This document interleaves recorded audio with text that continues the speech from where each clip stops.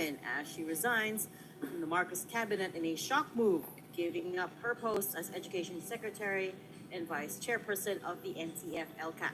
Duterte says she will continue to serve as Vice President. President Marcos accepted Duterte's resignation, though Malacanang said she declined to give a reason. At a press con earlier today, Duterte also did not explain why she quit, but would only say this should not be taken as a sign of weakness. Sa 2 taon nating pagsasama, ang kwentong nabuo natin ay kwento ng kapit-bisig na pagtaguyod sa adhikaing maitatag ang isang bansang makabata at batang makabansa. Ngunit anumang kwento, kahit gaano kaganda, ay sadyang nagtatapos rin. Earlier today, June 19, 2024, I sought an audience with the President and tendered my resignation as the Secretary of Education effective July 19, 2024. I have given my 30-day notice to ensure the proper and orderly transition for the benefit of the next Secretary. Ang aking pagbibitiw ay hindi lulan ng kahinaan, kundi dala ng tunay na malasakit para sa ating mga guro at kabataang Pilipino. Bagamat hindi ako magpapatuloy na mamamahala sa kagawaran, patuloy pa rin nating itataguyod ang kalidad ng edukasyon na nararapat para sa Pilipino. For most of her speech, Duterte looked back on the past 2 years that she served as DepEd Secretary. She listed down all its achievements under her leadership and thanked LGU's stakeholders, DepEd personnel, teachers, and everyone who helped the agency. Duterte's resignation as DepEd Chief takes effect on July 19. Reporters tried to ask her questions, but she immediately left the building after reading her prepared speech. Hindi man ako ang tumatayong kalihim ng edukasyon, mananatili akong isang ina na nagmamatyag at titindig para sa kapakanan ng bawat guro at bawat mag-aaral sa Pilipinas. Para sa isang matatag na Pilipinas. Mga kababayan, lahat ng ating ginagawa ay para sa Diyos, sa bayan at bawat pamilyang Pilipino. Syukuran. Thank you.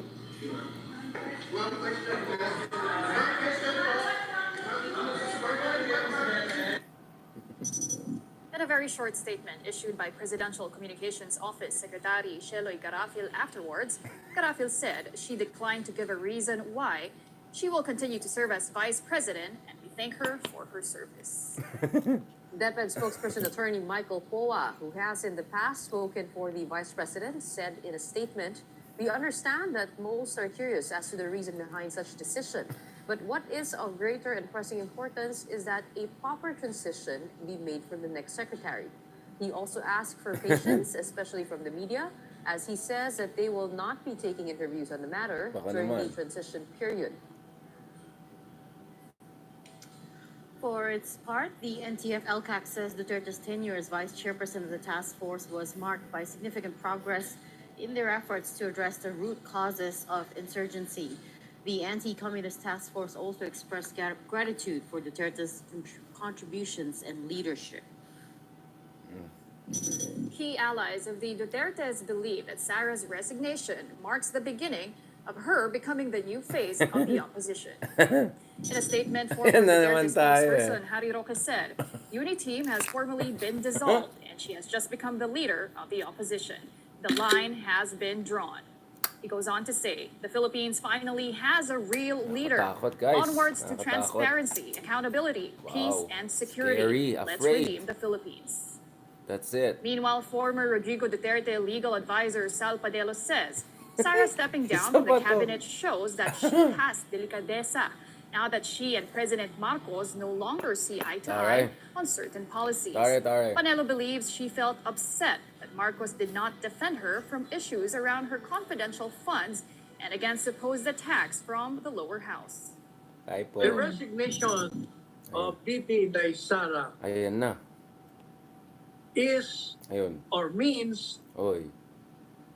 Yun. this is a new political ballgame. Yun. Grabe. At Lalim. marami ang matutuwa sa ginawa niya. Kung titingnan mo yung mga statements Lalim niya, ng analysis ni meron na siyang Panelo. mga meron na siyang Panelong talagang analysis. banat. Kinukontra niya talaga yung major policy ng administrasyon. Kahit sinong nasa posisyon, at ikaw ang vice presidente, cabinet secretary ka, siyempre naghahanap ka rin ng kalinga ng iyong principal. Malalim. Meanwhile, Marcos's sister and Duterte ally, Senator Amy Marcos, said in a statement Really addressing go. Sara, Wala, hindi "Ako ko ay pa iyong turn kasama sa bawat hakbang, bawat araw at bawat laban dahil iisa lamang ang nais Malalim natin, kasi analysis mawagi ni, at ano magtagumpay ang ni mahal nating Salvador Pilipinas." Panelo mo, yung favorite mo.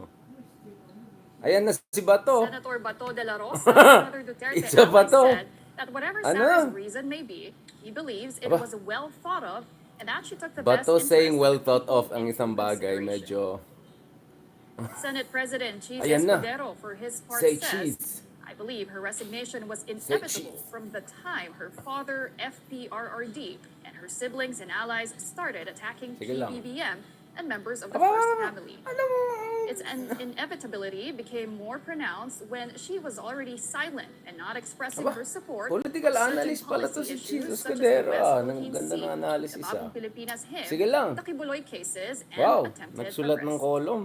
Haba-haba ng explanation. Senator Win Gatchalian was asked whether he believes the unit team no longer exists, and here is his response. I'm part of the Unity team kasi diba last 2022 I ran under the Unity team ticket. Hindi pa naman namin napag-uusapan kung as a unity team ano yung direction ng unity team, no? After the election very loose yung amin pag-uusap. So tingin ko maaga pa para sabihin ko ano yung magiging kalalabasan ng unity. Sige lang. But the analysts we've spoken to all agree on one thing, and that is this is not the end of it, that there are more political maneuverings to come. Earlier this evening, University of the Philippines professor Antonio Contreras spoke to our sister show, Sa Totoo Lang, and he had some ideas about who should take Sara's place as Education Secretary. If I were to advise the president, get someone from the traditional political opposition who may be your allies now, and get someone who is an educator or at least of credentials and educational management. Posible si Mar Rojas. Oh. Actually, sabi ko, Kawawa naman si Mar kung saan na. baka si sino pa ba sila? Baka si Laila de Lima, di ba? Malay mo. Di ba? Marami tayong pwedeng ilagay na pangalan. Pero I think kung gusto lang talaga ng presidenteng mga Sara, ang ilalagay niya dyan, yung dating yellow, na may credentials sa education. Sige lang. Certainly nothing is permanent in politics, and this resignation by VP Sara is being seen as another turning point. Let's take a look back at the very short life of the Unity. It was back in November 2021 when Marcos and Sara Duterte officially teamed up under the Unity banner. It was an unexpected pairing. In fact, on October 2, 2021, Sara Duterte filed her certificate of candidacy as mayoral aspirant for Davao City. But the two were able to leverage their respective voter bases in the so-called Solid North and in Davao. This formidable alliance gave them a landslide victory in the 2022 polls, the first time in many years where a strong majority vote was seen. Marcos appointed VP Sara as DepEd chief, although Marcos said as early as the campaign trail that she had wanted the defense post. Now fast forward to May of 2023, VP Sara's ally in Congress, former President Gloria Arroyo, gets demoted from her post as senior deputy speaker. Days later, she would post a cryptic message about a certain ambitious tambaloslos, a term referring to a greedy mythical creature with a large mouth. VP Sara would later on resign from Lakas CMD, the political party she used to share with House Speaker Martin Romualdez. From there, the relationship between VP Sara and the House leadership continued souring, with the lower house very publicly scrapping her request for confidential funds for both the office of the Vice President and the DepEd.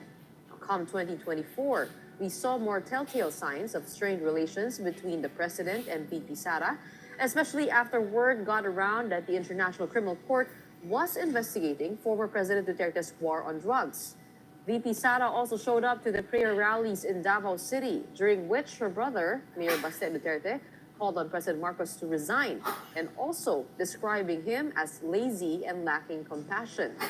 Well, of course, this didn't sit well with Marcos supporters, especially First Lady Liza Araneta Marcos, who got candid about it in an interview with TV personality Anthony Taberna or Katuning. The First Lady made headlines for saying about Sara, bad shot na sa akin yan. This leads us to today's resignation. It came as a shock for most, though some analysts pointed to one more sign in the few days before, where VP Sara was quoted as saying the Uni team was in a tandem during the 22 elections. We are no longer candidates. Well, when you lay it all down flat like that, oh, I know. It's understandable. There have been telltale signs all along. And the progression happened bit by bit, That's piece right. by piece. Exactly.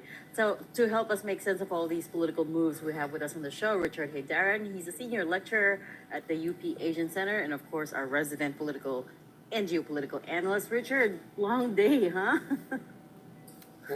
No dull day in the Philippines. No, kakabalik ko lang from down on the rare, and in retrospect, parang boring ng buhay doon. Everything is good, everything is nice, no pollution, quality of food.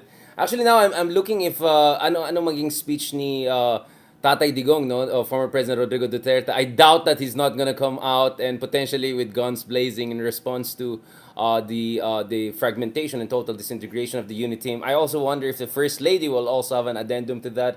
In fact, some people are making fun if there'll be a especially for you. Wait, sa kabilang channel pala yan. Edition on this. But going back to this discussion, this was a slow motion Yes. train wreck. This was a slow motion train wreck. We saw this coming. In fact, in 2021, before even the election started, I wrote a piece about how House of Duterte and House of Marcos were about to clash because both Sara Duterte and Marcos wanted to run for the top position. And eventually, because of divisions within the House of Duterte, meaning Duterte wanting Bongo to run, Sara was not happy with the situation, Marcos came on top. So it was really a tactical alliance to begin with. So if there's at least one occasion where I completely agree with Sara in terms of sincerity of her statement, it's when she said the unity was really for election purposes. So I think she really laid down the predicate just a few days before officially ending itong mother of all hugot kind of speech. What I found interesting is if you rewind to 2018, wasn't it? 2017, 20, when Leni Robredo resigned or was forced to resign, essentially driven out of the cabinet of Duterte, the father of the current vice president, ganon din yung approach na eh. Medyo malumanay, parang lumalabas na siya pa yung victim.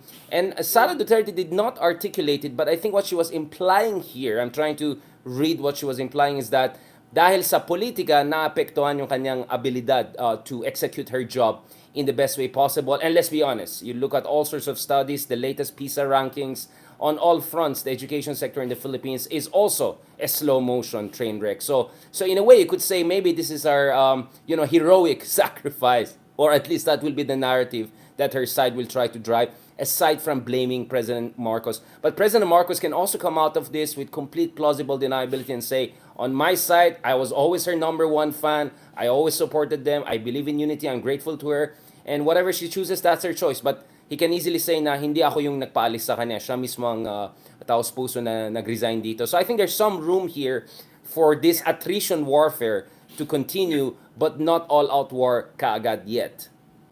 It's going to be a battle of the spin doctors. I found it interesting that even though she didn't give a reason, everyone understands that this is a very much a political thing.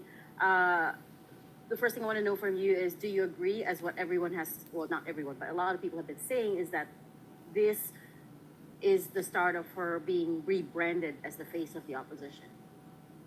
Well, I mean, we know that there are clear policy differences between Sara Duterte and the family on one hand, and Marcos, and clearly one of them is the West Philippine Sea issue, right? I mean, she's quite infamous, or some would say famous, for the no comment essentially position on the whole West Philippine Sea issue. So actually, from an administrative operational standpoint, I wonder how comfortable Marcos would be discussing a very strong anti-China position when it comes to national security issues with Sara Duterte being around. So probably it made sense for her to no longer be in the cabinet considering the high stakes of the differences here. Now, is she going to be the face of the opposition? It will depend on the traditional opposition. We understand that the traditional opposition is divided in between what I call Never Marcos versus Never Duterte. So there are groups in the opposition who are saying, no, no, no. When it comes to these two dynasties, our bigger concern are the Dutertes, and we have to make sure that the Dutertes will never claw their way back to the Malacanang. And they were the ultimate also train wreck, I mean, word of the day, for Philippine democracy. But there are also many in the opposition who are in the Never Marcos, the Never Again movement. And for them, Marcos Jr. is still a threat to our democracy, and that Dutertes are now a distraction. So I think the traditional opposition is quite divided, but I wouldn't be surprised there would be multiple oppositions in the coming months and, of course, ahead of the next year's election. So you have to make a distinction between ideological opposition, traditional opposition on one hand, and effectively the new opposition because of political differences and the disintegration of the unity team. Of course, sarcastically, I would say there's also the opposition of naging opposition dahil hindi binigyan ng opposition, right? There are also those kind of people who are waiting for their axe to grind as the election comes in. Hey, Richard, do you think that this was really the product of a slow progression of events as we laid it down for you? Or do you think this was more planned? Because if you take a look at the timing, it is 6 months before election period, mid-January. Filing of candidacies is October 1 to 8. I mean, she is vice president, but also, I mean, assembling a strong opposition lineup in the lead to the 2028 polls. We know the 2025 polls also counts very much. I mean, what do you Right. see here? Good There point. a specific tipping point? Right, good question. I think, I don't know kung nakinig si Marcos at Malacanang sa mga vlogs namin, but the issue of grand coalition came up earlier this month when President Marcos Jr. discussed the possibility of a coalition of different parties as part of the administration ticket come 2025. And guess what? Hindi kasama ang hukbong. And definitely hindi kasama ang PDP Laban, at least yung faction ni Cuisi and Rodrigo Duterte. So I think 3 months earlier already, there was a signal that Sara Duterte or the whole Duterte camp will not be part of the administration. So I'm not sure how can you say this was all planned, because what was happening here was really a back and forth ping pong, right? There were times when the Dutertes took on the offensive position.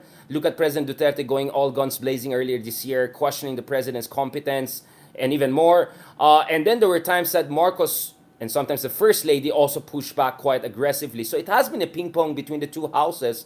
And I think eventually right now, the battle lines are pretty much drawn. And to be fair to Sara Duterte, she was in a boiling frog situation, right? The more she waited and the more she stayed inside the cabinet, the more she was going to be cornered and bogged down. So I think it makes sense for her to have some time to prepare as the de facto leader of not necessarily the opposition, but at least one of the major oppositions to the administration come 2025. But as we know in the Philippines, unlike in the United States or other flagship democracies, midterms tend to be pro-incumbency, given the momentum of the incumbency, given the resources of the state. So Sara, if she ever becomes the face of the opposition, will be coming in from a position of relative weakness.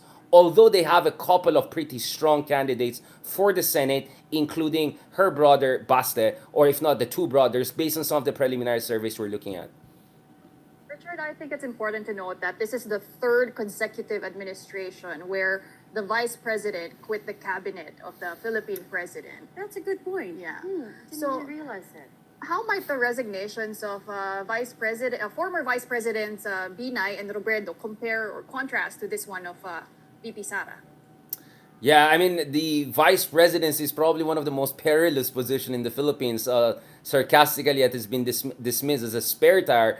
But at the same time, it's also the office that is a heartbeat away from the presidency. And once you're a vice president, you're assumed to be essentially the top candidate to succeed the current president. That's why even in the United States, as we speak right now, Trump is scratching his head if he's going to get kind of a charismatic person to be his vice president, but not too charismatic to overshadow him. So imagine this is happening in the US when the vice president run under one ticket. So in the Philippines, when actually the two positions are contested separately, and the tendency is most of the time it's not based on a unity team, although we had the Noibi in 2010 and now the unity team, it is quite assumed that there'll always be some tension, and management of that tension will always be very, very difficult. And this time, it was really just untenable. I think this was almost inevitable if you look at how things have turned out. So that's why, for people who want to be the president, maybe you want to sit out the vice presidency. It's a very, very perilous position.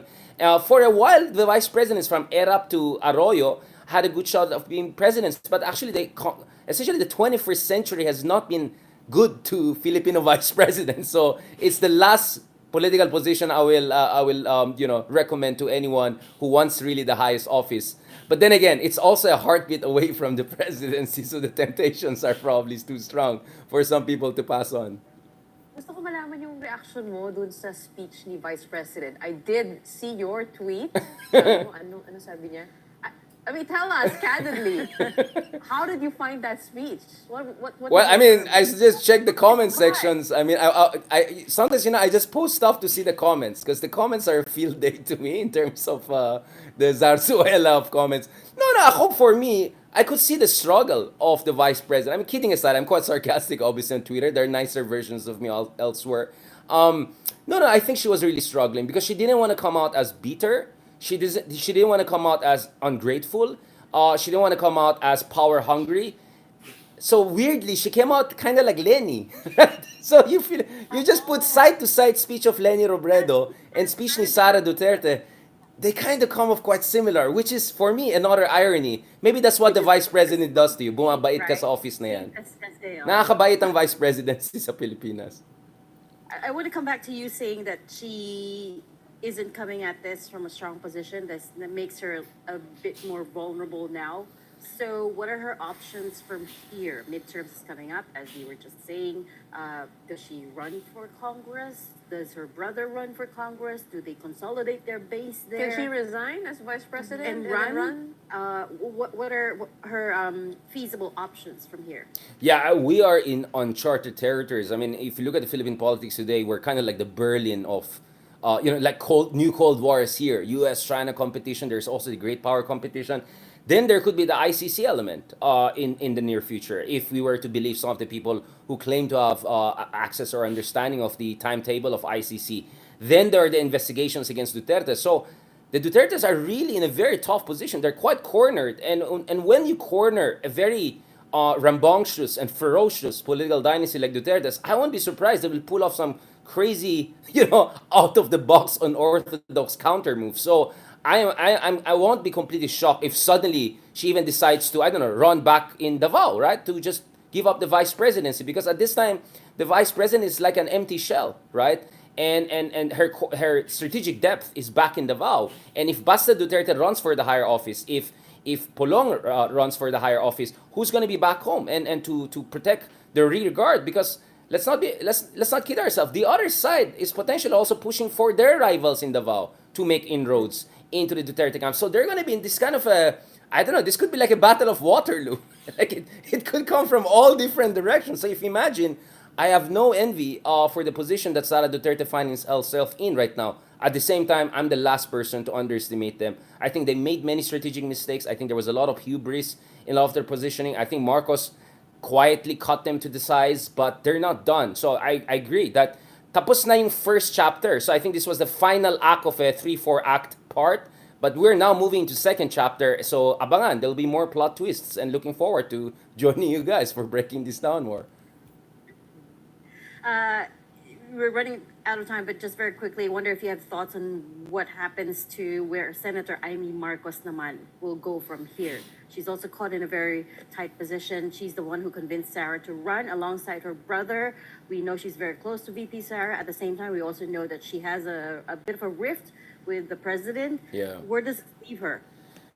Well, I mean, yeah, you're right. I mean, of all major figures, she's probably the most, squeezed in between, considering everything. But, you could say always blood is thicker than, political alliance. But you can also say, Filipino politicians, my goodness, especially veteran politicians, are master navigators. I don't think they'll have much problem navigating this latest fault line. And let's be honest, I think this was coming for quite some time. Not to mention, I think, remember, Baste a few months ago also, threw some shades at Amy Marcos or something like that. So I'm not worried for her making the necessary adjustments. And if you're Amy Marcos right now, you're going to be very, very practical. Because if you look at the surveys, I think she's barely in the top 5 or 6, and it's really the top 4 or 5 who are runaway in terms of their numbers. The next 15 to 20 candidates are actually competitive. So I think Amy Marcos is going to be very, very practical in her calculation in the coming months if she wants to regain that seat or be reelected with seat in Senate. Richard, final question on this topic. What is your grade for the vice president as education secretary? If you can't give us a grade. Is this the fast talk part? And who do you think can replace her? What name? That's a very, very good question. I mean, I have sarcastically joked na maybe Lenny could be the next DepEd, and that would be a poetic justice. But I doubt. I know Lenny's gonna run for I think mayor or governor office or local government office.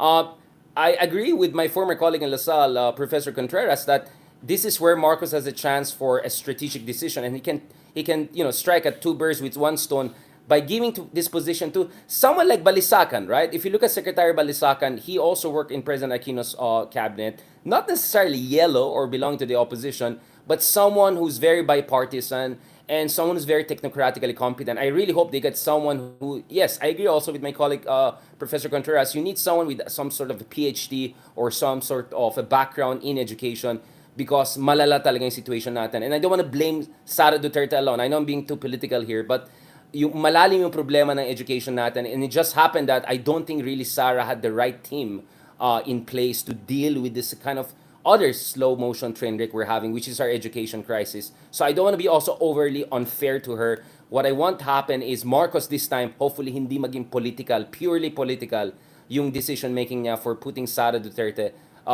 putting someone like Sara Duterte as education secretary. I can see the logic of grand coalition there, but someone sana may background talaga sa education kasi kawawa talaga ang bansa natin, kawawa talaga yung mga kabataan natin. And I say this as an educator and someone who's very worried about the future of this country's education landscape. Hindi niya sinagot yung unang tanong ko eh. Because maybe I want to apply, I'm just kidding. I mean, you never know. You never know, This is the Philippines, So much to talk. Thank you so much Salamat. for your insights. As always, Richard Hidarian, Senior Lecturer at the UP Asian Center. Pleasure. Adios. Former DepEd Secretary Wait guys, wag kayong lumabas. Ano pa lang yan, patikim lang yan. Justice Carpio naman tayo, bilisan natin.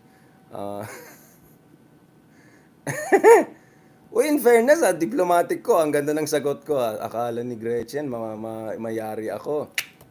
Yan ang hindi nila alam. Kaya ko mag-shift gear agad. Magbabalawra ka, biglang, ay, hindi, mabait. Let's give her, Alam nyo naman, guys, yung kalakaran natin dito. Kaya nga, yari yung kalaban pag ako yung spokesman, eh. Kasi, kaya ko mag-sports gear, tapos, ganun, okay. Alright, let's get the ball rolling. Muntik ako nadali doon, Galing nung shift natin, guys, Aminin nyo, napabilib kayo doon. Yung biglang, I have all respect for the good Vice President. Di ba? Kala niya si BBM lang marunong magganyan, Kala niya, Wait lang, guys. Imbitahin lang natin si Justice Carpio. Sorry talaga dito. Sana hindi magalit ang magaling natin. Kasi ang dami natin pag-usapan sa West Philippines, guys. Ito talagang Pilipinas. Kasi ang daming sabay-sabay, di ba? Don't worry dun sa mga kameta natin, mga ka-deep divers, ka-TikTok natin, i-repost din natin dyan sa kabilang sa mga channels natin, final version once out.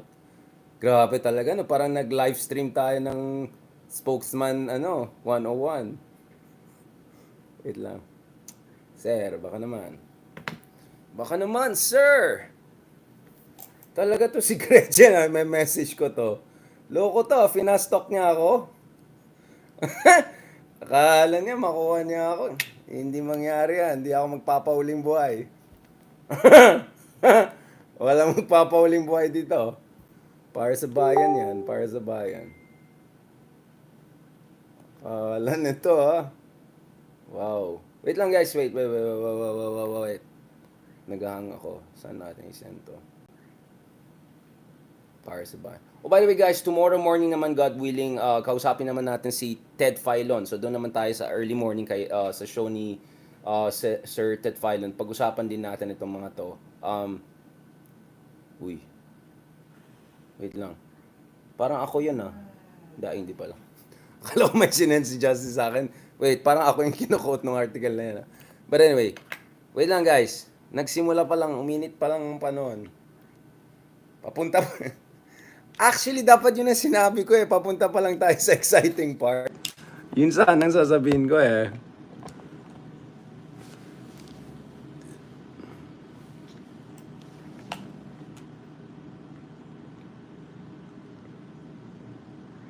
Papunta pa lang tayo sa exciting part. Ayan na.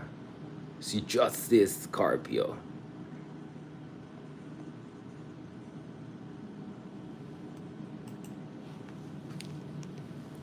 Oh, wait lang guys Bila kasi, alam niyo naman, mahirap na. Para tayong mga yung maraming cellphone na text dito, text yan, baka ma-hack ito, baka ma-hack yan, kaya text dito, kaya magulo. Mother, salamat sa kape Daldal ko bigla pero muntik ako nahuli doon. Nakita niyo guys, hinuhuli tayo eh. Nakita niyo yung ginagawa ni Gretchen eh.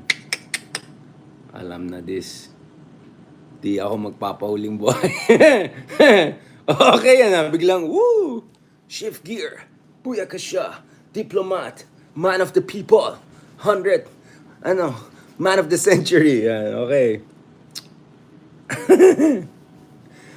I'm telling you guys, diba? Yung mga ganyang galawan, hindi yan ubra sa akin, guys. This is el profesional eh. I'm telling you guys, that was a 101 in being a spokesman. Immediately mag-shift gear ka. Never answered the question you don't want to answer. But answer it without answering it. Alam niyo na. Gagawa ko ng parang damit natin. Alam niyo guys, yung commercial ng masterclass. Di ba? Yung mga masterclass, parang masterclass in writing, gagawa rin ako ng masterclass in PR. Mga ganun. Never answer the question that you don't want to answer, but pretend to answer it. Ganun lang. Tsaka baka naman. Pwede naman tayo magligtas ng education sector natin. Hindi, joke lang. Wala naman ako expertise sa... Kasi iba yung educator ka, guys.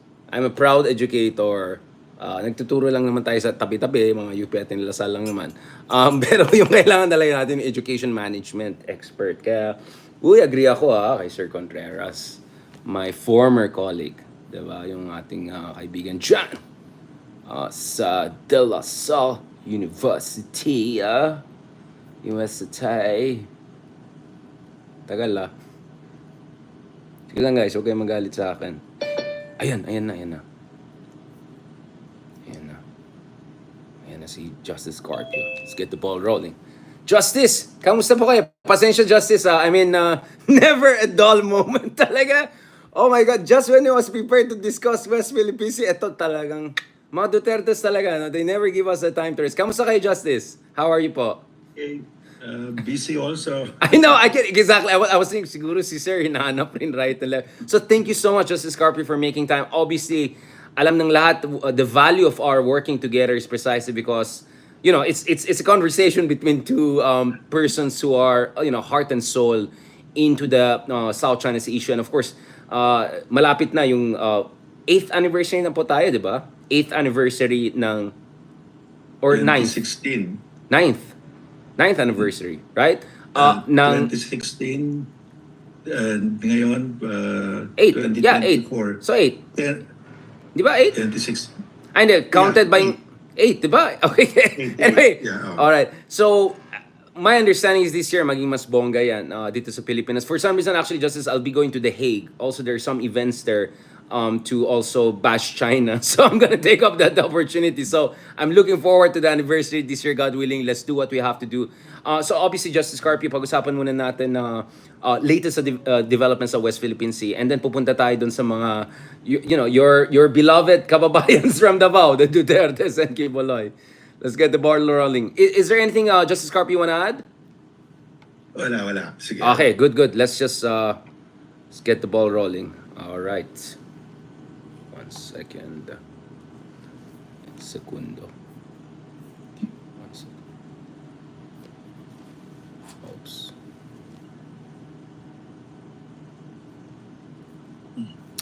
Good evening, everyone. Thank you so much dun sa mga nag-join sa atin dito sa Deep Dive podcast natin kung saan pag-usapan natin lahat ng mga angulo, 360 degrees, mga komplikadong issue, and we want to make them as understandable, relatable, and exciting, if not sexy as possible. Today, kasama po natin ulit. I'm sure he is a man in demand these days, and pasensya na also, Justice Carpio, of course, thank you for joining us, Justice, retired Justice, Supreme Court Justice Carpio. Thank you, sir, for joining us. Good evening, Richard. Good evening to our viewers. Pasensya na, Justice, it's the Italian coffee, medyo doble na yung daldal ko ngayon, so if medyo bulol na ako, you know, pasensya na. Obviously, Justice, we have to talk about a lot of things.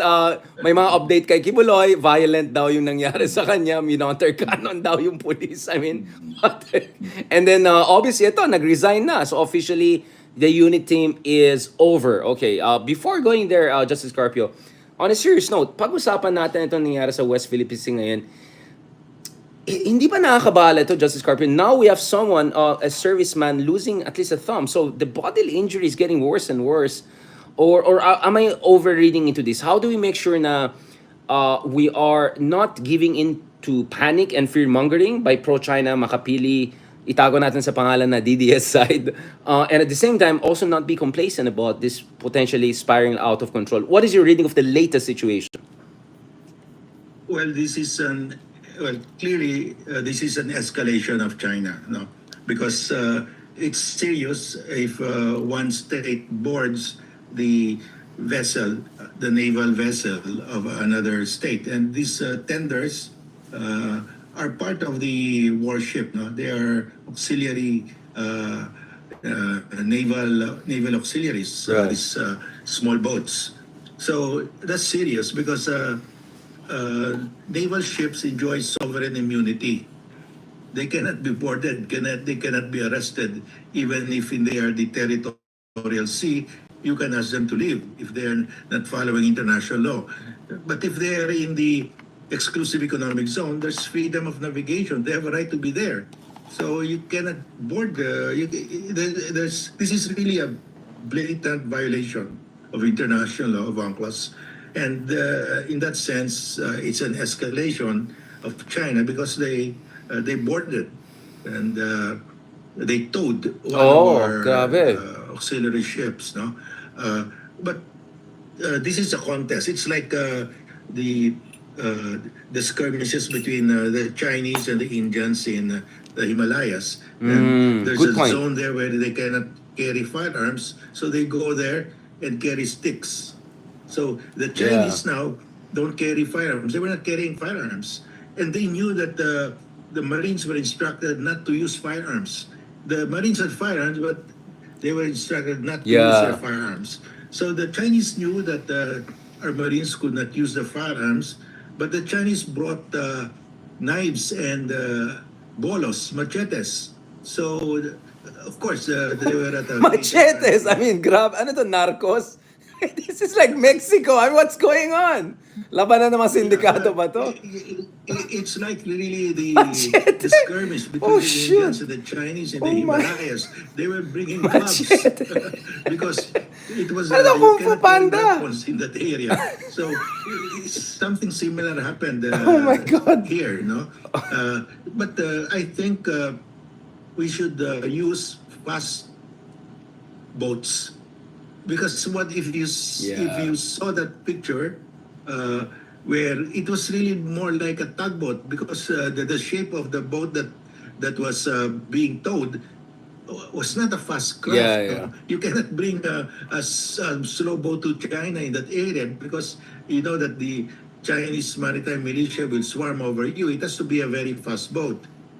So Yeah. I think we should be using very fast boats. I'll ask you more about the modalities, no, in terms of anong mga pwede natin gamitin para hindi tayo kakawain dyan, Justice Scorpio. But going back to this question, should we send, I don't know, our Moro brothers or Bajau, you know? I mean, people who will give these Chinese Kung Fu guys their you know, good match, di ba? Bajau yan, di mo mahuli yan sa tubig. Kung machete, good luck sa'yo pag morong kalaban mo. I'm just saying, Justice, maybe this is time for some outside-the-box thinking. Well, the soldiers who were in those uh, rigid hull inflatable boats, Right. RHIBs, were really special forces of the Navy. Yeah. So, but they were at a disadvantage because they had strict instructions not to use firearms. So they used their bare Right. hands. I actually appreciate you bringing up the Himalayas case kasi massive yung injuries yun between both India and China, and to consider Yes. these are two nuclear powers, billion strong nations, and after that actually what they did was they launched another round of negotiations. So they made sure na even if nagkaroon ng almost patayan ng marami-rami, hand-to-hand combat in the Himalayas. I mean, you couldn't get more Bollywood than that, right? I mean, you can imagine a Bollywood movie 360, nagsusuntukan yung mga Chinese and Indians. So, in a way, I mean, again, I'm not trying to downplay this, but in a way, this is not completely out of the box in the sense that we see this also between China and other countries. Not to mention with Vietnamese also long history of violence. So, ang sinasabi ba natin dito, Justice Carpi, is wag natin i-push muna yung panic button. Na as much as we should be alarmed, we shouldn't make too much out of this. Is this what you're saying? Yes, I don't think it's time to push a panic button, but we should be prepared. One, very important, we should use fast boats. Fast boats that will outrace the Coast Guard small fast crafts of the Chinese. No? Right. And there are many ways of doing it. We can airdrop, helicopter drop, because our big Coast Guard vessels have can carry helicopters, so they can fly from there very near. Shoal. So there are many ways of resupplying. We have done already airdrops. So and the way I understand it, the Sierra Madre has been repaired enough to last for maybe 10 more years. No? So we are not in a hurry to bring construction materials to repair BRP Sierra Madre. Okay. Because it can, the way I understand that from sources is that it can stay there for another 10 years. So in short, what we're saying is that there's a lot of noise out there, without being too dismissive about it. But fundamentally, things on the ground have moved in the favor of the Philippines. In short, keep calm and support West Philippines. Essentially, yun yung Yeah. mensahe natin dito. Definitely, because you can see the reaction of our friends from abroad. All the embassies came out in support of the Philippines, very strong. The US, the EU countries, Australia, Japan, they all support us because they are invested in ensuring that UNCLOS survives, that UNCLOS can apply to the South China Sea, because they don't want China to make the South China Sea the internal lake of China. Right. So Right. you can just imagine if today they decide, the U.S. and its allies decide to leave the South China Sea, tomorrow the 10-dash line will become the national boundary of China. So they will not allow that because that would mean the collapse of UNCLOS. Yeah, and just We're as lucky that they're equating that with the collapse of UNCLOS.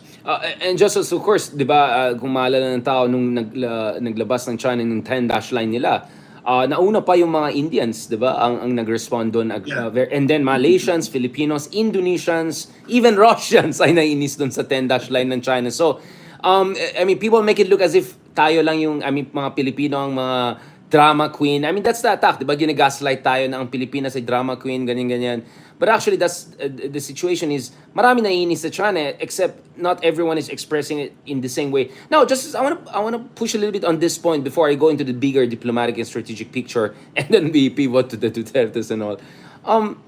What about the suggestion na gagamit tayo ng mga mas malalaking barko? We can retrofit some of the transport cargo ships or something like that. Now, you use a combination of going big and going fast. Na to make it operationally much more complicated for China to make this kind of aggressive gray zone interventions.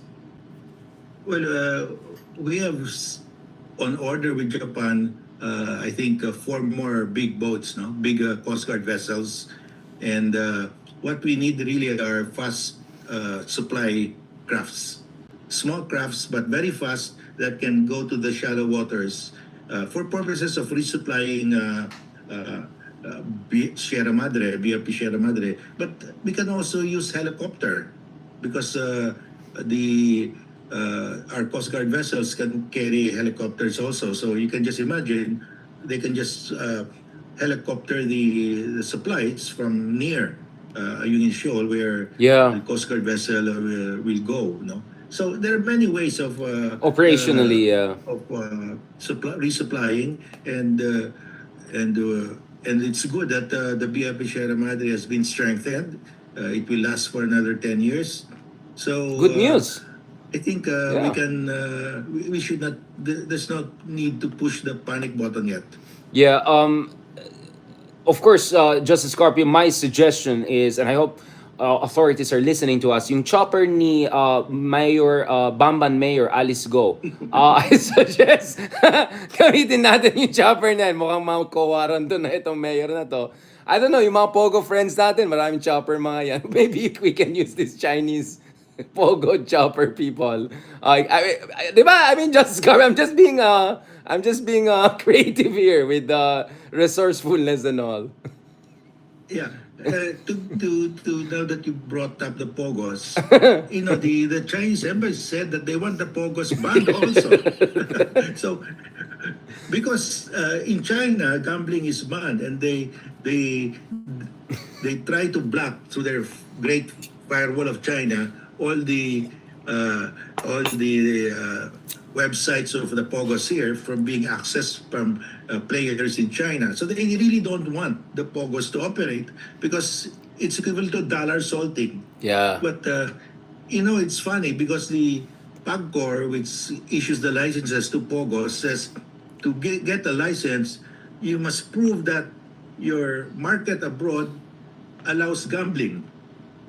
So Okay. the market of all of these pogos is mainland China. Yeah. And China has declared several times that they have banned gambling. There is no gambling allowed, but yet they get the license from PAGCOR. How could PAGCOR believe that that there is gambling in China? So I mean, right there and then, you know, even the Chinese embassy is saying that no, we don't allow, but yet PAGCOR allows the pogos, and the market of these pogos is China. So it's very clear that somebody's just fooling around with the licenses. Well, well, I'm sure, fooling around, but, having a good life from things you're saying. Wala akong sinasabi. I'm just saying, fooling around, but not a fool, obviously.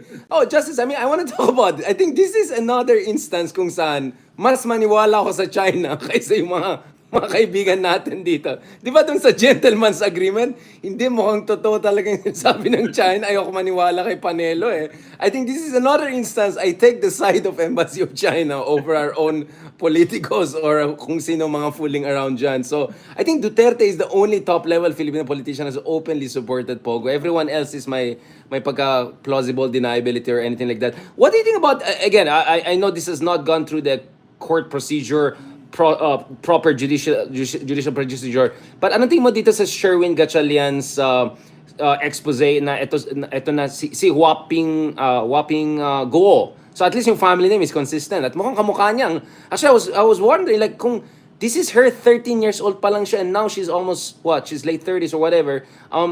Ano bang skincare ng mga to? I mean, is there something I don't know about? Yeah. Jessica, what do you think about that? Parang time frozen. Malapit na mabubuking.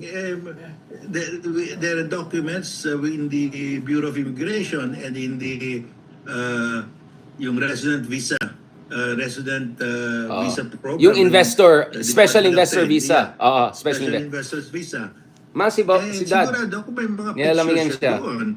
Nagpakita siya doon, no? You submit your pictures if you apply. So lalabas yan, malapit na. The mystery will be unresolved. Justice, again, this is completely irrelevant. I'm sure you have not heard anything about this, but Yung favorite natin na ex-human rights lawyer at of the three, I would say is the best spokesman Duterte had. Ito si si Harry. Anong etong nahanap daw yung letter niya. Nag-lawyer daw siya dun sa isang may-ari ng land na kinuha ng Pogue. I mean, what's going on? What is your reading there without getting into cyber libel? I don't want a former associate justice getting cyber libeled. But, oh, not to mention, okay lang ba may travel body pag wala na, okay. Erase. Ang dami yan sa Viber group. Pulang-pula na ako. Basta Justice, pag may travel body nga kailangan dyan sa West Philippines, baka naman, di ba? Baka naman. Justice, pag-usapan natin ito. So I was just in down under sa New Zealand to in the Australia, and we were talking about ASEAN. A lot about ASEAN, and so there was a Shangri-La dialogue that we discussed last week. But there was another conference, the Asia Pacific Roundtable, hosted by Malaysia, kung saan halos walang Pilipinong inimbita except yung may isang kaibigan natin or dalawa. And I was told, namarites sa akin ng mga kaibigan ko, na ang pinupoint ng mga Malaysians at yung mga Chino is ASEAN minus Philippines. Essentially, ang nilalabas nila dito na ang Pilipinas ang pasaway, tayo ang may kasalanan sa gulo nito, at tayo yung outsider sa ASEAN, di ba? What would you say about that? Kasi ang sagot ko is, well, I rather have Philippines minus ASEAN kasi useless naman kayo totally dyan sa West Philippines. How are we gonna work this out? Kasi next year, Malaysia na maging Malaysia na maging chairman ng ASEAN. I'm sure Anwar will be all about Gaza and US hypocrisy and all of that. Okay, I get it. But Anwar also said that he will pursue quote-unquote aggressive diplomacy and talk to Marcos on the South China Sea issue. Justice Go, what is your understanding? How should we approach ASEAN? Kasi minsan nasasaktan din ako na nilalabas nila na tayo mga Pilipino, tayo pa yung ginagaslight. I don't know if you're familiar with the Gen Z term na gaslight, but this is very, very, nainis talaga ako, and I could see nagsisympathize yung mga kaibigan natin sa Down Under.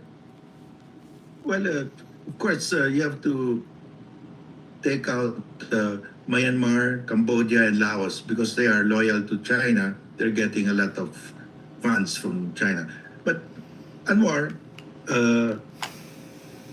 he said recently that I don't have a problem with China because they were able to survey and get the gas with the help of the Americans and They got what they Australians. wanted, yeah. So, as far as concerned, he has no problem with China because he's getting the gas, even if China does not recognize Malaysian EEZ, no? Because bottom line is, can you get the gas? So, and the Chinese have a lot of investments in Malaysia, and the Malaysians also have a lot of investments in China. So, of course, Anwar is looking after his own Scottish self-interest, but I do not think they can really isolate us because then there will be no consensus. Right. They need our vote for a say and to act because of the consensus policy of China. Everybody must be in before there can be a say and position, no? And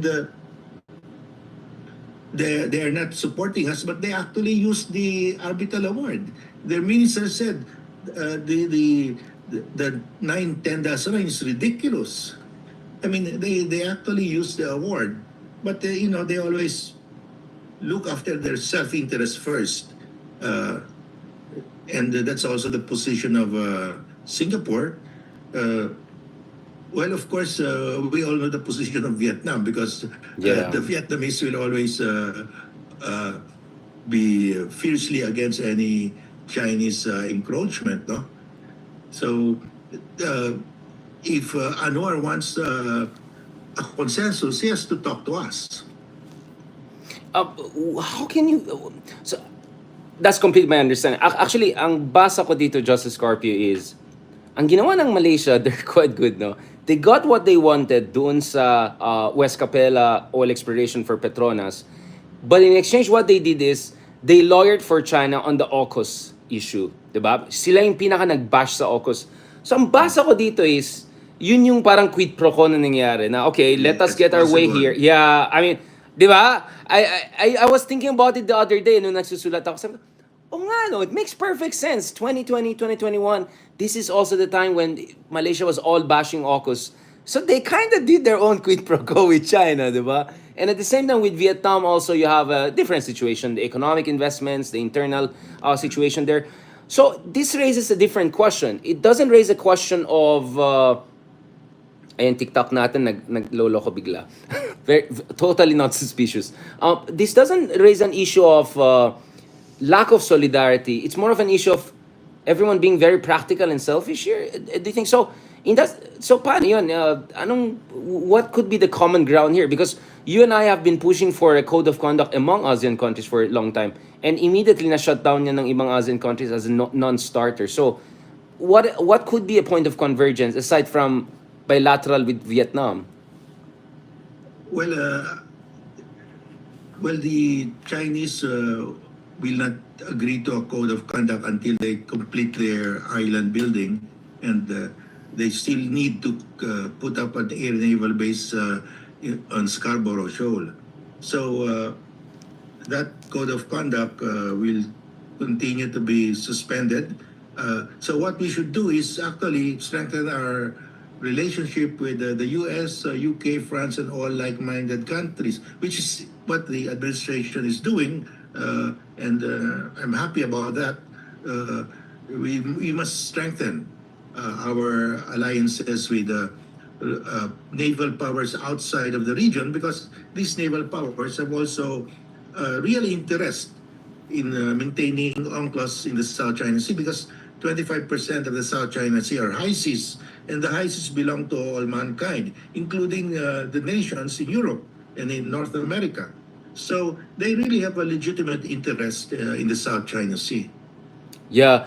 Now, Justice Scorpio, let's transition back to the Philippines. I mean, what would the end of the unity mean for the foreign policy of the Philippines? Does it make it easier for Marcos to push with his current course of action with Sara Duterte no longer being there in the cabinet? I mean, operationally, was I exaggerating it to say medyo awkward for Marcos to have cabinet meetings potentially touching on sensitive issues if there's a sec education there who's not necessarily on board, to put it mildly? I mean, I'm sure when there's like super discussions na sensitive, it's directly with NSA or something like Yeah. that. But nevertheless, I mean, still awkward, di ba? Well, I heard about that, the full cabinet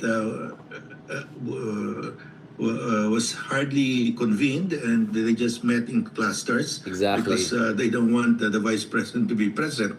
And I think that will be over now. Yeah. And of course, the vice president has never uttered a single word against China in the last 2 years.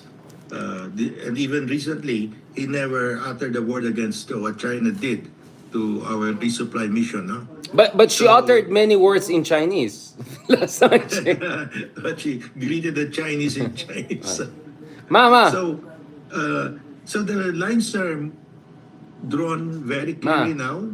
The line in the water is clearly drawn. So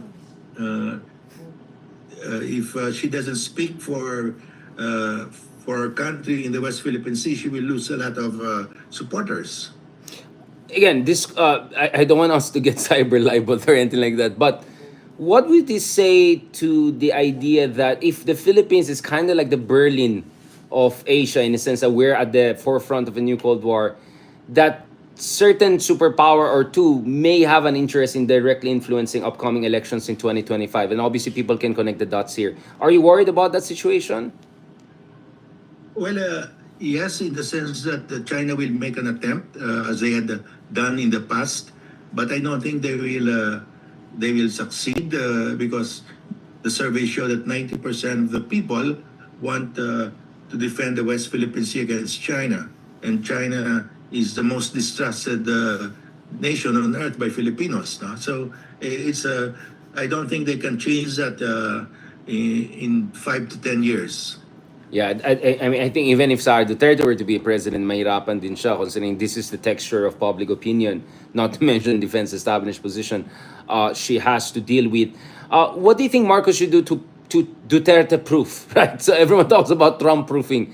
Duterte-proof itong direction ng foreign policy natin. You think we're moving in that direction whereby it will be very hard for a Duterte-like figure in the future to dramatically undercut our positioning in the West Philippine Sea? Well, over time, that will happen because there we are having more and more visiting forces agreement with other countries. We are conducting more naval drills and military exercises with the U.S. and other allies. So the relationship between our militaries and the U.S. militaries and other militaries will deepen. So it will be harder for another Duterte to break that. No. Yeah, exactly. Even Duterte couldn't really terminate the VFA because of the opposition from the military. Justice Scarpio, let me make the argument from the other side that, okay, indeed the Philippines is passing a threshold whereby a Duterte counter pivot could happen, meaning pro-China and all of that. But how do we make sure that we also don't go too far in the other direction, whereby we become essentially just a cog in the machine of American foreign policy, in the sense of deterrence on Taiwan, China policy in the region? How do we make sure we also have that healthy strategic autonomy interaction with the Americans?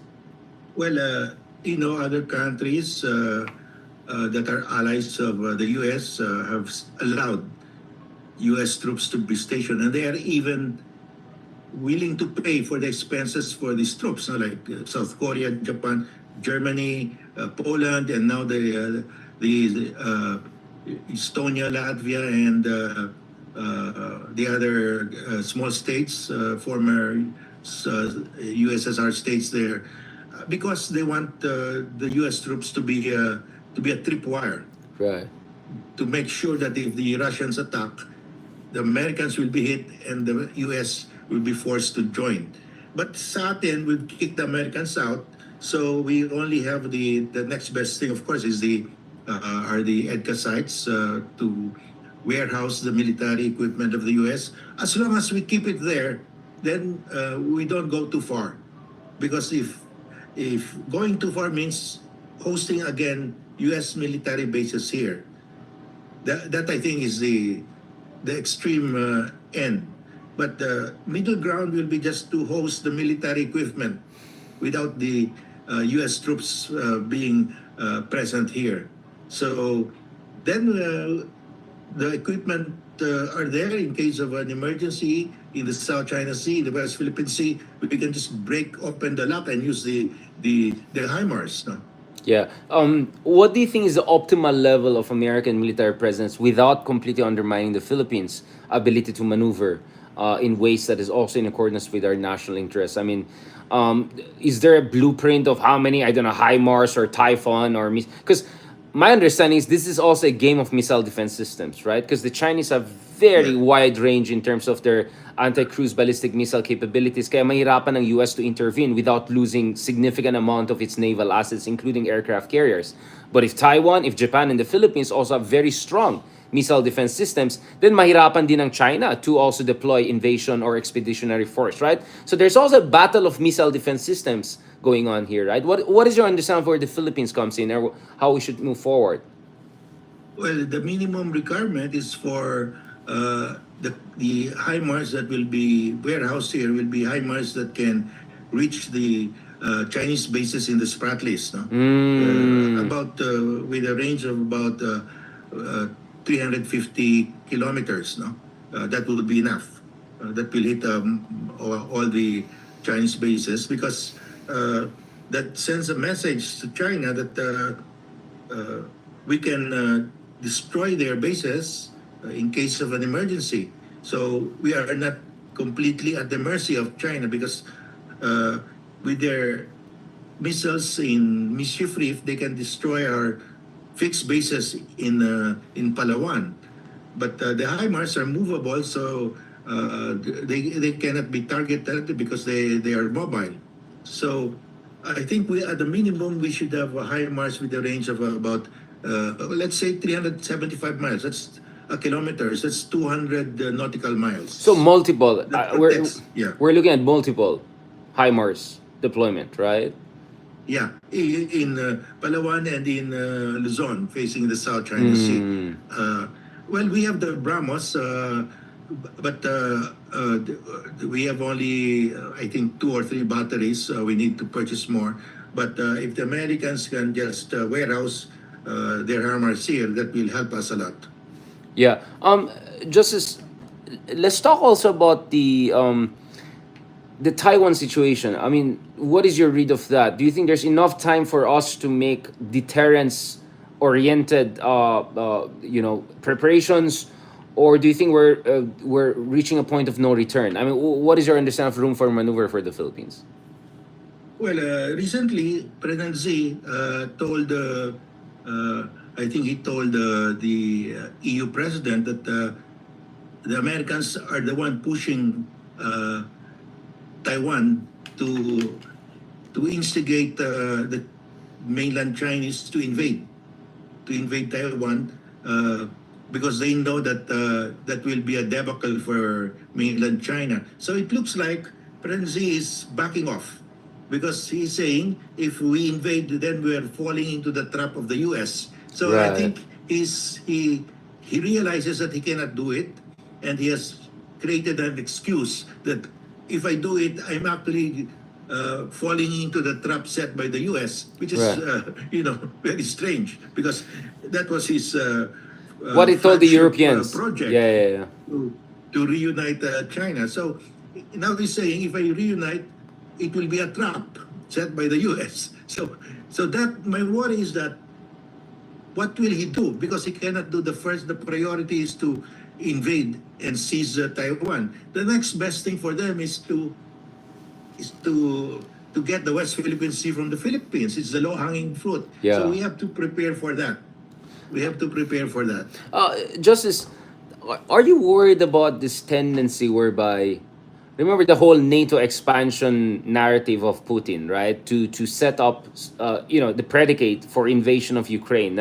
Ukraine is threatening them because it's the NATO dagger pointing at Russia, blah blah blah. So if we do something, ginusto niyan. Essentially, that's what Putin was saying. Except, of course, he got humiliated and lost 500,000 people into casualties and all. But China, I'm hearing a lot of pro-China trolls, makapilis, some kunyari leftist progressives, yung mga ganyan types, also making this argument na, us by welcoming HIMARS and Balikatan and all of that, we're going to be the dagger pointing at China. Kumbaga, they're saying we are like the version of Ukraine in terms of a US, Asian, NATO pointing at that. Should we be worried about that kind of rhetoric? Is this part of a way of also normalizing isolation of the Philippines? Kasi ang concern ko is yung China weaponizing the global South discussion na us and Palestinians and Malaysians and Brazil and blah blah blah, we are like part of a community of independent post-colonial nations, and then Philippines and Taiwan and Ukraine are like the puppets of the West, blah blah blah.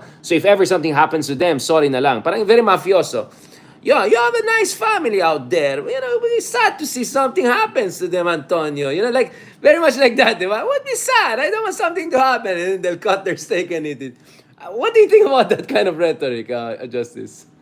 Well, actually, whether we host the Americans here in terms of EDCA sites, we host their military equipment here, their weapons. Whether we do that or not, China will grab the West Philippine Sea. That's their plan. It doesn't matter to them whether the Americans gave us weapons or not. So they will follow their own plan. So we have to also plan based on that. That China, they started in 1947 by drawing a map. Now they have implemented it by getting the paracels from half of the paracels from the Vietnamese, by getting the Spratlies from us and from the other countries. They're getting Scarborough from us. So they have implemented their 1947 9-line, 10-line map, and they will not stop. They will continue until they have developed an air and naval base on Scarborough Shoal. So whether we like it or not, whether the Americans have more EDCA sites or not, they will do it. So we must have our own plan how to stop China from grabbing our island territories and maritime zones. No? I mean, just is what I say, yung mga nagsabi mag-neutral tayo. Paano tayo maging neutral sa sarili natin bakuran? Pag, pag neutral ka, wala kang kakampi. In other words, Exactly. the Americans will not help you. You have to face China alone. And if you face China alone, tiklop ka. Wala kang panalo. I mean, these people never learned anything from Duterte years, no, who got zero out of China all those years. No, I mean, Justice, how can you even be neutral kung ikaw yung kasama sa, yung backyard mong kinukuha, hindi, neutral tayo. Huwag tayo patulong sa kapitbahay, baka magalit ito. Eh, sinasakop na yung backyard mo eh. Diba? I mean, it's one of the dumbest things. Sorry. I mean, to put it in my favorite senator's term, si Nancy Binay, Cynthia Villar. Nancy Binay on. Nancy Binay is my real favorite. Pa ito si Cynthia Villar, sabi niya, pababa tayo. Di ba? Yung pinagalitan niya yung agriculture secretary of the... I mean, this is a ridiculous argument that we're hearing from them. But Justice, speaking of ridiculous, this is the last part because I know, we're a little bit above time. Justice, I want to ask you, ito na naman yung fast talk natin. Ano sa tingin nyo dun sa sinabi ng mga Dutertes na very violent daw yung nangyari kay Quiboloy? At yung sinabi na kanyang abogado na he's not hiding, he's just not available. I mean, like, ano to postmodern? Sa yung ginawa ng police, violent, very violent na daw. Eh, yung ginagawa nila, extrajudicial killing, hindi violent. I mean, zero self-awareness. Yeah, it's really just out of this world for them to say na violent. Si Duterte, keeps on saying to the police, to Yeah. kill. Yeah. What is more violent than that? Kill.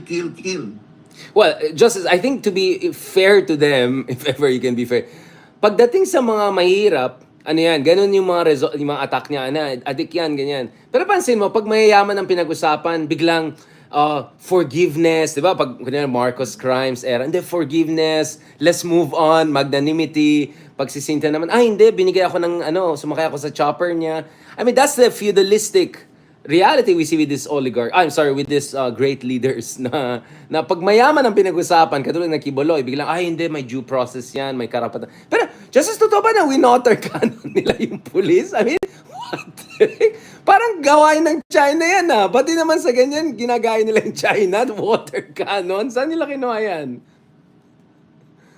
Well, if there was a due use of force, they can always file a complaint. Water cannon. Pero wala namang sinabi kill. Yan ang pinaka-most violent. Yeah, I know. Ay, pinatay mo eh. Yeah. Wala namang ganyan eh. Yeah. So, I think it's just drama. They just want to get the attention. Pero for somebody who his battle cry was kill, for him to say na this is excessive violence, Yeah, excessive. I don't think anybody would believe that. Well, Justice, of all virtues of Duterte, self-awareness is not one of them. I'll just be nice about this. Justice Carpio, thank you so much, Justice, for joining us for another fantastic discussion. I think everyone really enjoyed it in the sense that we went from high geopolitics to low LGU politics. But siguro it's a good news na yung police at least nag-attempt na mag-arrest, di ba? Mukhang Yes. di ba? Something is happening, right? Something is happening. So, At saka pinalitan yung lahat ng mga old-timers. Exactly. So yung connection ng mga Duterte lagot kayo dyan. So, Wala yung mga loyal followers nila, wala. So that means kaya sila ngayon they feel they're slowly being cornered. yeah, exactly. On that note, Justice Carpio, I think that means we have to have a live stream, hopefully sooner than later, on a potential arrest of a friend or two of ours, Jan sa Davao. I'm sure there'll be a lot of interesting developments there pa. Thank you so much again, Justice Carpio. Is there something that you want to share with our beloved folks, especially on TikTok, na kahit binablock tayo kanina pa, andyan pa rin sila. Kailangan ba i-block itong TikTok na to sa Justice? Are you worried about TikTok? Yeah, well, the TikTok, I think we have to decide to block them one day because yung mga pro-Philippines, yung anti-Chinese uh, uh, uh, uh, Well, anti-China bullying, not videos, no? anti-China. Yeah, exactly. Yeah, yeah. Mga pro-China videos on the West Philippine Sea, nasasapawan tayo. Exactly. Tinatanggal yung mga pro-Philippines video on the West Philippine Sea. Bakit natin payagan yan? Exactly. Ako, nangyari sa akin ilang beses, nilog out ako, nag-overheating ko. I mean, obviously, it's on my burner's phone, like on my number 17 phone, just in case you wanna spy on me, good luck sa inyo. But, yeah, I think that's something, another conversation we should have also soon, Justice Carpio. Maraming salamat, mabuhay po kayo, and thank you so much. Everyone, again, is super appreciating Justice Carpio for your service to our country. Hopefully, we'll have even a more eventful and more refreshing arbitration ceremony. Malapit na, wala pang 2 weeks. Just over 2 or 3 weeks from now. Yeah. Salamat, Justice. Thank you, Richard. Thank you to our viewers. God bless po. Thank you, sir. God bless. Yun, guys. Thank you so much. Maraming salamat sa mga TikTok, guys. Bago kayo maban sa Pilipinas, na pag-usapan natin to. Ako naman kasi nakita ko yung report na talagang ang TikTok na po ang pinaka-fastest growing source of news. My goodness.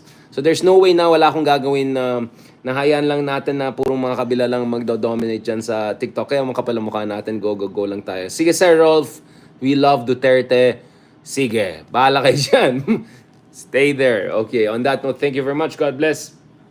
And talk to you soon. And please continue to support us on different platforms. Episode 517 na tayo on our podcast right now. So you can see the amount of effort we're putting into this. I think no one else has as many, So tuloy-tuloy lang, go lang tayo ng go dito sa natin, sa mga pinopost natin dito. Thank you so much for your support. And as I said, we make sure we get the best guests all around the world, no? So mga flat earthers dyan, sinisigurado natin na all around the world ang mga kinukuha natin from Singapore, from US, Justice Carpio, among others. Tomorrow naman morning, kung gusto nyo sumali, try ko na i-live ito on the side. Si Ted Filo naman ang kasama natin. Pag-usapan natin itong latest sa X-Unit Team. Salamat, God bless, and talk to you soon. Salamat po. Talk to you soon.